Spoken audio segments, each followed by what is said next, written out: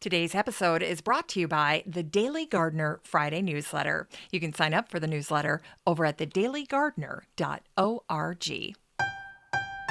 Hi there, and welcome to The Daily Gardener, a podcast about garden history and literature. I'm your host, Jennifer Ebling, and today is November 17th, and we are a week away from Thanksgiving, so clock's ticking. Last night, I was sitting at my computer and I was looking on Twitter for Thanksgiving appetizers. And once I started doing that search, it seemed like the more I looked, the more good things started popping up on my screen. And it was almost like it needed to heat up a little bit. But in any case, I wanted to share with you a couple of really cute ideas that I stumbled on. The first one is for charcuterie boards. There was a woman that shared these little mini boards that she'd created. Now, I'm not going to do the mini boards because I don't have those. I'm just going to do one nice charcuterie board. But there were a couple of things that she put on her board that I thought were just really a nice idea. She had grapes, of course, and she had different meats. She also had pea pods, which I think is a really nice addition. Plus, you get that really pretty green color. So instead of always going to green peppers, these pea pods are a nice addition. And then probably the most clever thing that she did was she got these tiny little maple leaf cookie cutters, and she used those on the cheese. So she made these little maple leaves out of cheddar cheese and put those on the board, and they were perfect. Very autumn, fall vibe, and so cute. And now, if you're like me, you're probably instantly going, yeah, but what do we do with the scraps? Well, I always put pine nuts on my charcuterie board. They're so expensive, but I can't resist. To me, they are a very gourmet deluxe addition to any charcuterie board. I love them. And so next to the pine nuts, what I'll do is I'll take my cheese scraps after using any of these leaf-shaped cookie cutters that I use for the cheese, and I'll just cut the cheese up into tiny, tiny little pieces, put it next to the pine nuts, so it'll look really cute. Anyway, I am very excited about that. Now, if you head on over to my Twitter account, you'll see me at Gardener Podcast. Just search for the Daily Gardener Podcast and my Twitter feed will pop up, and then you can go through there. I started sharing all of the things that I found for appetizers that really caught my eye. There were some excellent sausage balls that I want to try for the boys because I know they'll love something like that. And then I was actually looking for a couple of appetizers that I could give to the girls to make. So my daughter and then my son's new girlfriend. It's always nice. It's almost like an icebreaker if you can have a little activity in the kitchen for your guests to do. They've got something to do with their hands. They're busy, and yet you're talking, you're laughing, you're working together. It's a great bonding experience. It's a great way to meet someone. So the few that I picked that I thought we might try this year, I'll go over these really quick with you, but you can see them all in my Twitter feed and you can get the recipes there. But there is a very simple Thanksgiving appetizer that's very easy.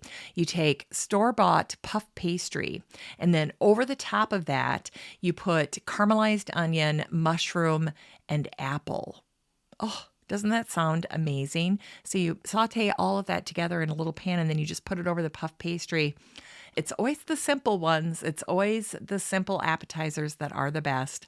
Then there was one where you take a Triscuit and you put a cheese wedge on top of that. And then it looks like you use a little, I suppose it's like a little Ritz cracker, one of the rectangular ones. Anyway, you make your little cheese and cracker look like a tiny piece of pie. This is so adorable. I can't get it out of my mind. So that one is one that I'm going to have the girls put together. It's putsy, but it is so cute. And I think they'll get a kick out of that. Then there's a really great goat cheese and honey bite one that I thought was fantastic. So I added that one. And then the last one is a cheese ball that you turn into a turkey.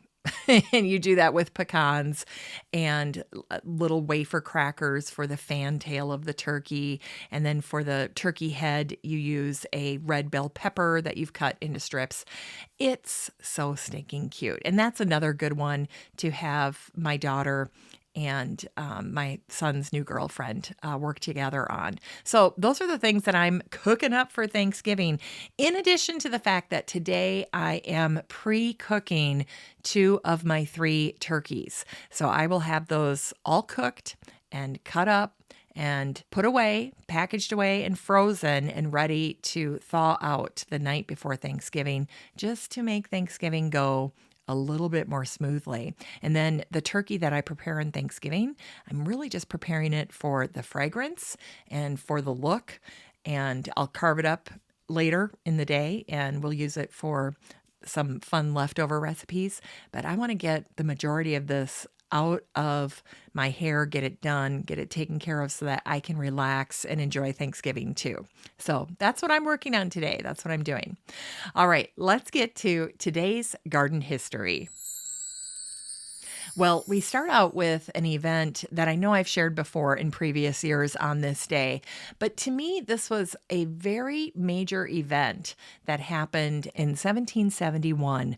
On this day, heavy rains caused an ancient raised peat bog that was known as the Solway moss to burst over its earthen banks and then flow into a valley. And to give you an idea of the span of this bog, it covered 400 acres of farmland. Now, the Solway moss is in Cumbria in England. It's near the Scottish border.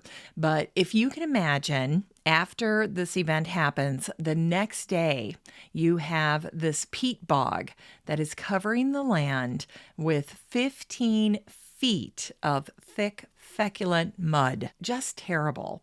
So the Solway moss was a 1 by 2 mile long piece of land, this moss land that has been growing since the end of the last ice age. So this is a very ancient part of the earth.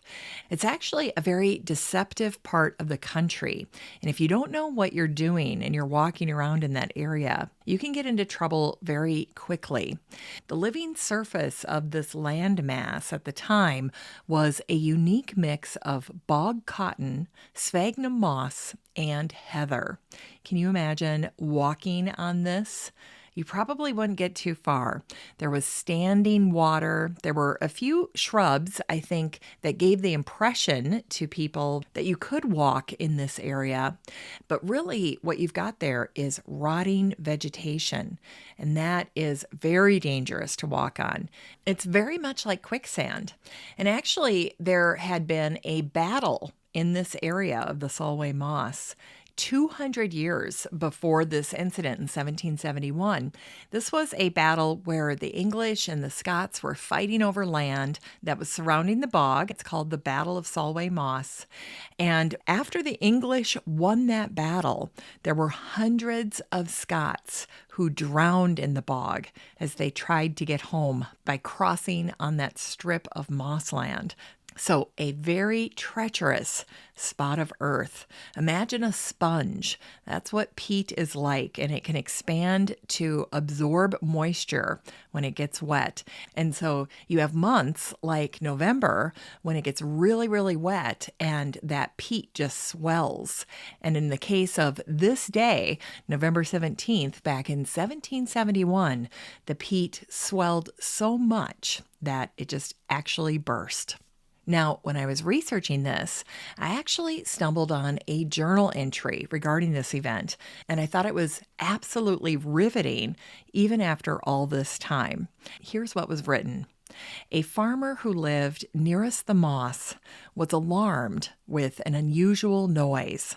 The crust had given away, and the black deluge was rolling toward his house.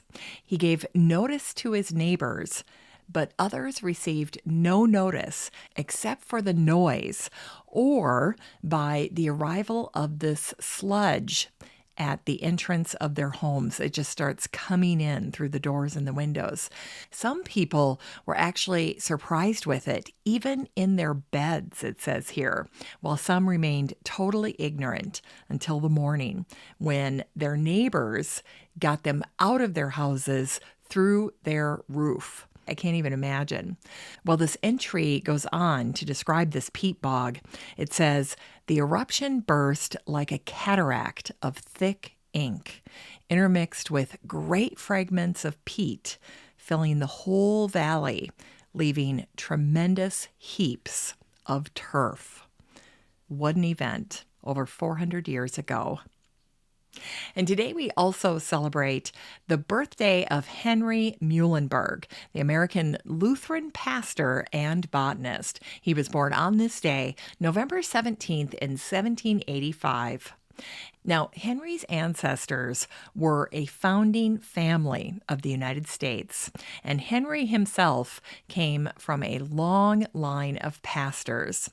And his dad is actually remembered as the patriarch of the Lutheran Church in America. The Muhlenbergs were also great American patriots.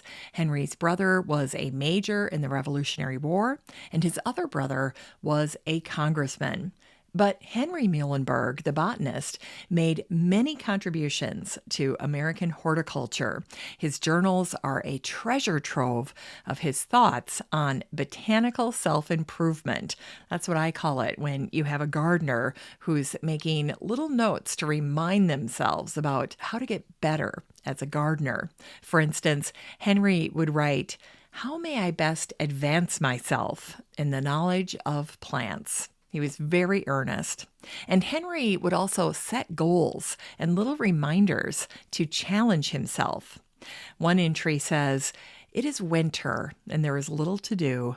Toward spring, I should go out and put together a chronology of the trees, how they come out, the flowers, how they appear. And I should especially take note of the flowers and the fruit." He was anticipating about how he could make the most of the upcoming spring season in terms of his own botanical knowledge.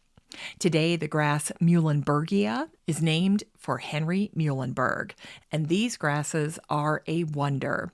They're beautiful native grasses, and they have two critical strengths that gardeners enjoy as part of their plant profile. First of all, muley grasses are drought tolerant, and they also pack a visual punch. So they're easygoing, they're easy to grow, they can handle tough situations, and they look wonderful in perfectly manicured gardens because they behave themselves.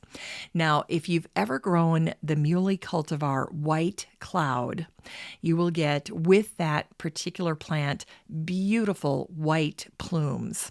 So I always encourage people to consider that grass if they have a white garden. And then probably the muley grass that many people or most people think of if you're a gardener are the ones with the pink blooms. People will just absolutely stop on the street. They'll stop their car, they'll stop their walk with their dog, and they'll ask you, what is that grass? Because pink plumes always command attention. Now, a few other muley grasses that you might want to consider are Lindheimer's muley. That is a grass that is perfect for a screen. So if you have an area, maybe like by a pool or by an outdoor dining area, and then another great muley grass to consider for containers is bamboo muley. So keep that in mind if you are a container gardener. In general, though, all muley grasses like well-drained soil, like the majority of plants, and full sun. So these are not shade plants. And if you plant muley grasses in the fall, be sure to get them situated and in the ground at least a month before the first frost. Otherwise, you'll probably end up having to replant them. So make sure you take care of that investment. All right, and today we also wish a happy heavenly birthday to Ethel Zoe Bailey, the American botanist who was born on this day, November 17th in 1889. Ethel graduated from Smith College in 1911. She majored in zoology. But more important than that, Ethel was the daughter of the American horticulturist, the great Liberty Hyde Bailey. And you can bet that she learned a great deal from her father, probably even more than she learned studying at Smith College. It was her father, Liberty Hyde Bailey, who instilled in Ethel a love for botany, for adventure, and archiving. And Ethel was lucky being a woman at this time because her father opened doors for her, and he brought her along on his travels to Latin America and Asia as he was searching for new plant discoveries. I ran across a newspaper article where when Ethel was a little girl, she and her mother had accompanied Liberty on a trip, and they were on a steamship somewhere in the world, and the steamship had run aground as they were trying to get close to their port of call, and everyone made it off the steamship okay, but it just gives you a little taste of what growing up with Liberty Hyde Bailey was like for Ethel. Now, one of Ethel's obituaries shared a story from one of their more daring trips, and I thought this was just perfect and gives you a flavor for the types of things that Ethel was able to experience in the early 1900s being with her dad. It says, one of the pair's most daring expeditions was to the wild jungle island of Barrow, Colorado, in the Panama Canal Zone. Disregarding warnings about disease and boa constrictors, that would have gotten my attention. Miss Bailey and her father, who was then 73 years old, and a few other botanists, trekked through hip-deep water of a swamp in search of a rare palm, and they found it growing in the swamp just as Liberty Hyde Bailey had predicted, and then they photographed it in pouring rain with a camera tripod that was almost submerged in water. Now that's dedication. I can't even imagine what it would have been like. And that was just another day for Ethel Zoe Bailey. Well, in turn, Ethel became the curator of the Bailey Herbarium, which was situated above the Mann Library at Cornell University, an institution that was near and dear to the Baileys. And this position, her job as curator, lasted over 2 decades for Ethel until 1957. But she really never stopped working there. She continued popping in all the way up until her death, maintaining that collection there. Her father's legacy was her personal mission, and she was essentially the top steward of her father's work. One biography that I found of Ethel noted that she continued to volunteer on a daily basis at the herbarium until her death in 1983. She drove herself to and from work, even when she was 93 years old, and driving was very important to her. She was very proud of the fact that she could drive a car. In fact, she was the first woman in Ithaca, New York, to receive a chauffeur's license or a driver's license. So another fun fact about Ethel Zoe Bailey. So Cornell was essentially a second home for Ethel. In fact, interesting little tidbit here, she's one of the few people to have the honor of actually being born on the Cornell campus. She was born there on the spot where Phillips Hall now stands. Well, one other thing that you should know about Ethel is that she had this incredible ability to handle input. That's what the Strengths Finder would say, that she was strong in input, but she could organize and catalog large amounts of information. And that was very important to botanists 100 years ago when they didn't have digital technology.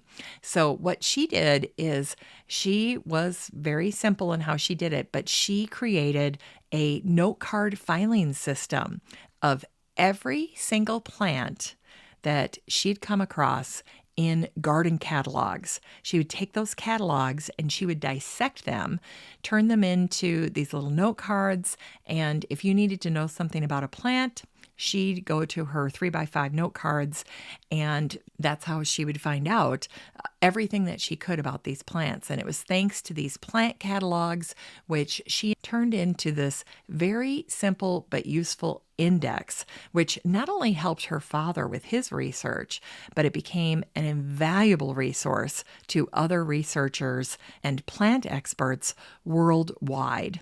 And this collection of cards, which became a catalog, was actually named in her honor.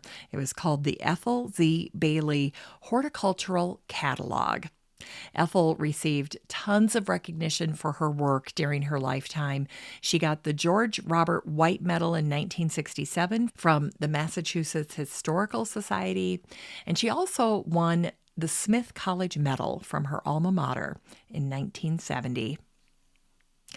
And finally, today, we celebrate the birthday of Shelby Foote, the American writer, historian, and journalist. He was born on this day, November 17th, in 1916.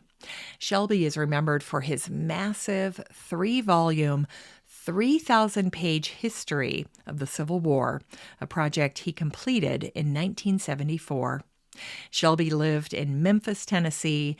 He loved to spend his days in his pajamas. He did most of his writing in his home study with a view of his small and tidy garden. He was old-fashioned. He liked writing with hand-dipped pens, which slowed the pace of his writing. It was a practice that he felt made him a better writer. One of Shelby Foote's favorite books was called The Black Flower, written by Howard Barr, and it was an acclaimed historical fiction book that was set during the Civil War. It's time to grow that garden library with today's book, Rosa by Peter Kukelski. Well, this book came out in 2021, last year, and the subtitle is The Story of the Rose. Now, if you don't know Peter, he is a world-renowned rosarian or rose expert, and he's written many popular books on roses, including the book Roses Without Chemicals. I've put a link to it in today's show notes. Peter spent 12 years as the curator of the Peggy Rockefeller Rose Garden at the New York Botanic Garden, and during that time, he oversaw a $2.5 million redesign of a massive rose collection in a garden that was designed by Beatrix Farrand.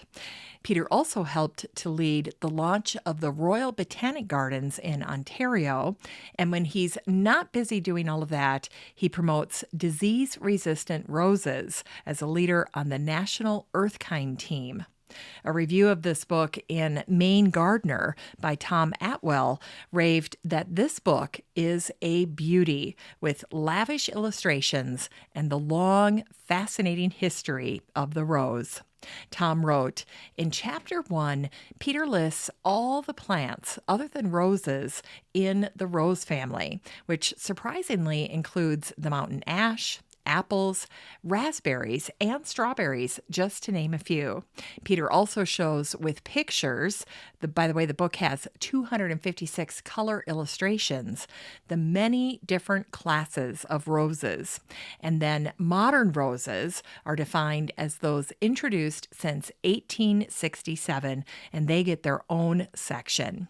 Tom Atwell's review also revealed the origin story of this book, which made me chuckle. He writes, 3 or 4 times, editors and publishers at Yale University Press asked Peter to please write a history of the rose, and he kept saying no. But the last time, he said, perhaps you should ask me why I'm saying no. And so they did. And he told them he'd read many rose histories, and they all said the same thing. The world didn't need another one. But what Peter wanted to do was tell stories about roses and include some history, of course, but also encompass the rose's role in the region, in literature, in art, in music, and movies. He wanted to offer true plant geeks a bit about the rose's botany too. And in the end, that's the book that Peter wrote, and it's called Rosa. In Rosa, Peter takes us on a chronological journey through the history of the rose, including a close look at the fascinating topic of the rosewater or the rose oil industry, which this is just incredible. In fact, these rose-based products were an essential part of life in the Middle East and Asia, with entire population centers springing up around the craft. In a 2007 article in the Richmond Times-Dispatch, Peter shared that the only way to know a rose is to grow a rose. Peter grew up watching his grandmother tend her garden in Stone Mountain, Georgia. Shout out to all my Georgia listeners. And little did she know that she was planting the seed for her grandson's future career. And when I was researching Peter, I also stumbled on a 2008 article that was featured in the Red Deer Advocate. And in that piece, Peter shared great insights as to why roses reign supreme in the fall. Have you ever stepped outside in the fall, like deep in the fall, late October, early November, only to see a rose still blooming in your garden? It's such a strange thing to see. Well, it turns out, as many gardeners can attest, roses often save their best blooms for fall. All year long, roses store energy, which is ultimately released at the end of their season, resulting in gorgeous, showy blossoms in autumn, and sometimes very late autumn. Peter says, in my opinion, late September into October is a very close second to June as far as rose beauty. The days are nicer, the nights are cooler, and the sunlight is better, coating everything with a golden glow. Summer is actually hard on roses, Peter says, which require a lot of energy to flower. It's hot, it's humid, and exhausting for the roses and for us as gardeners. Roses have their fabulous spring, and then they actually shut down a bit in the summer and then display another burst of glorious color in the fall when they're less stressed. So the next time you see your roses blooming in the fall, don't be surprised. Be appreciative and make sure to tell your young gardeners in your life why that's happening. And in a 2021 interview with Margaret Roach, Peter shared his tip regarding what roses to plant. This is a common question that gardeners have. There's so many options with roses. How can you possibly know what to plant? Well, Peter says, talk to the local rose society and to neighbors. He says, if the person down the street is growing Queen Elizabeth and it looks great, take that as a cue. That's simple, pragmatic, wonderful advice that makes Peter Kukelski the perfect author for this book on roses. Now, personally, I just want to take a moment and gush about the cover. I love the blue of this cover. And if you have a bedroom or a dining room in this color, it's got to be the right shade of blue. It's kind of a cross between a teal and a baby blue. It's a very unique blue. But if you have the right blue in your home, this book could really be a star. Or you could use this book as inspiration to decorate a room. It's just that pretty. This book is 256 pages of the story of the rose, the queen of flowers, and her long reign through human history. It's a great story. You can get a copy of Rosa by the Rosarian Peter Kukelski and support the show using the Amazon link in today's show notes for around $7. And that's the difference between it coming out this year and last year. Already that used market has significantly drove down the price. So if you want a copy, it's very affordable. I love when you can get a fantastic garden book for under $10. What a deal.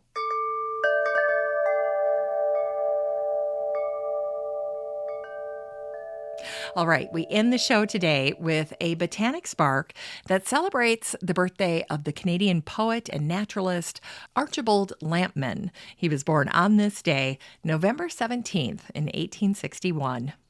Archibald loved the outdoors. He loved camping and the countryside, and the natural world inspired him to write his poetry, and that's how he became known as the Canadian Keats. As a result of contracting rheumatic fever in his childhood, Archibald's life was cut short, and he tragically died at the tender age of 37. Archibald's poem Knowledge compares our human quest for wisdom to a garden, and I thought I'd share this with you today. What is more large than knowledge and more sweet? Knowledge of thoughts and deeds, of rights and wrongs, of passions and of beauties and of songs. Knowledge of life, to feel its great heartbeat through all the soul upon her crystal seat, to see, to feel, and evermore to know, till the old world's wisdom, till it grow a garden for the wandering of our feet. Oh, for a life of leisure and broad hours, to think and dream, to put away small things, this world's perpetual leaguer of dull knots, to wander like the bee among the flowers, till old age find us weary, feet and wings grown heavy with the gold of many thoughts. Perfect poem for gardeners. Archibald is buried at Beechwood Cemetery in Ottawa, and a plaque near his grave is inscribed with his poem, In November. And since it's November, I felt I needed to share at least one little snippet from this poem. It ends with these words. The hills grow wintry white, and the bleak winds moan about the naked uplands. I alone am neither sad, nor shelterless, nor gray, wrapped round with thought, content to watch and dream. Perfect ending for today's show.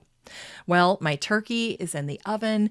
Don't forget to head on over to my Twitter feed to check out some of the Thanksgiving appetizer recipes that I'm flagging and planning to cook.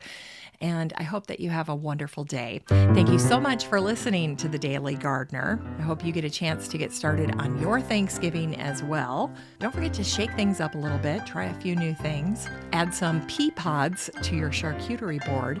And just a reminder that you have a standing invitation to join the Facebook group for listeners of the show. The next time that you're over on Facebook, just search for Daily Gardener Community, where you'd search for a friend and then request to join. And if you'd like more of The Daily Gardener, you can subscribe to the newsletter over at thedailygardener.org. And don't forget that you can also show your support for the show by using the Buy Me a Coffee link over at the website or in today's show notes. This is Jennifer Ebling. Thanks for listening to The Daily Gardener. And remember, for a happy, healthy life, garden every day.